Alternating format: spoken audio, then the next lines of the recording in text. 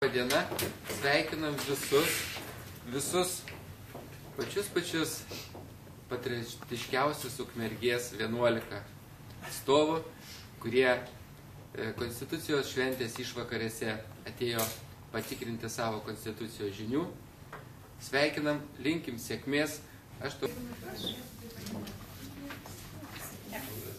Tiesą atsakymą, bent jau žada būti 13 valandą.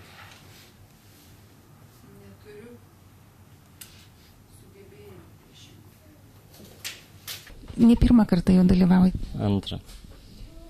Kaip sekėsi pirmą kartą? Neblogai, ketvirta, man atrodo, vieta buvo.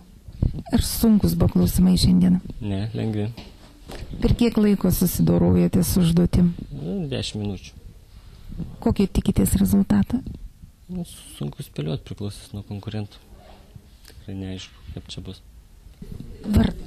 Laura. Kaip sekėsi? Gerai, manau gerai, nors painus klausimai gana buvo. Ar tikitės patekti tarp prizininkų? Ne, nemanau.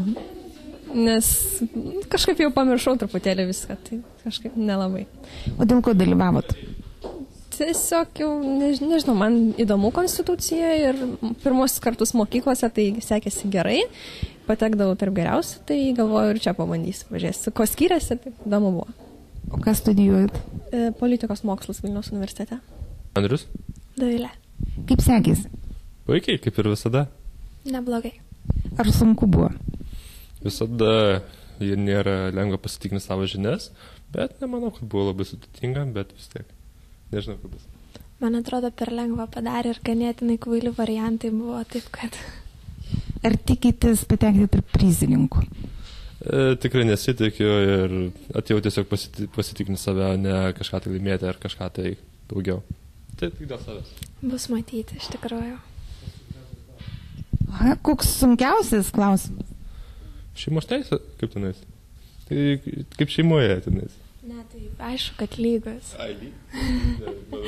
Manau, ekspresas verbis ar ten pora kitokių, kai buvo variantas, kad maždaug pagal 58 straipsnį, kai ne visi mokosi straipsnius mintinai tiesiog. Pats lengviausias? Dauguma buvo labai lengvi, nes variantai labai tokie juokingi, Eurovizija ten kažkur buvo įvelta, tai man atrodo elementaru. Klaudijos. Studijuojat? Utenos kolegijoje teisė. Ar sunkus buvo klausimai? Na, nelabai. Kuris sunkiausias? Na, galbūt apie priverčiamuosius darbus, ten toks klaidinantis buvo labiau. O toks juokingiausias, gal ten kitiem buvo juokingų ir tokių linksmų, kuris, lengviausias. Juokingiausias galbūt buvo, kada negalima keisti konstitucijos.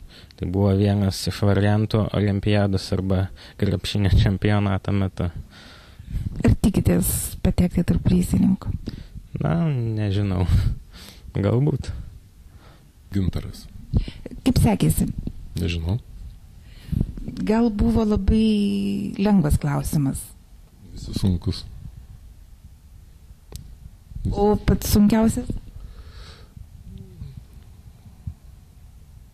Kad neįsidėmėjau. O dėl ko nusprendė dalyvauti? Pasitikrinti savo žinias.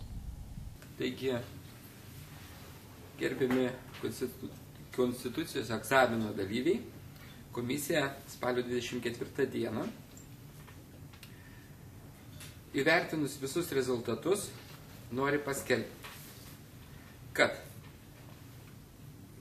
bendroje grupėje, kur laiko neteisininkai, geriausią rezultatą, surinkdami 23 teisingus atsakymus, turi 4 dalyviai. Taigi, Dovilė Šukytė, paplokim, Artūras Dudėnas, Arūnas tai yra, Andrius Kalesnikas ir Gintaras Plebokas. Taip jau yra, kad mūsų gerbiami visi 3 tarybos nariai, surinko vienodą balsų. Ir dovanojam tau vardinį savivaldybės skėtį. Jo, jį skleidžiam ir pademonstruojam. Kaip jis veikia. Prašau, pažiūrėkit, kaip jums dera. Sveikinam. Taigi ir dar kartą paplojam. Ir norėtume apdovanoti taip. Arūnas išlėkęs, taigi turim Andrių. Sveikinam Andrių.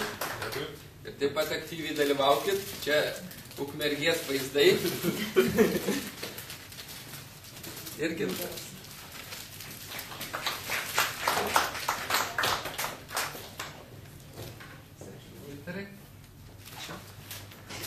Jau sunkesni atsakymai, taigi sveikinam jį.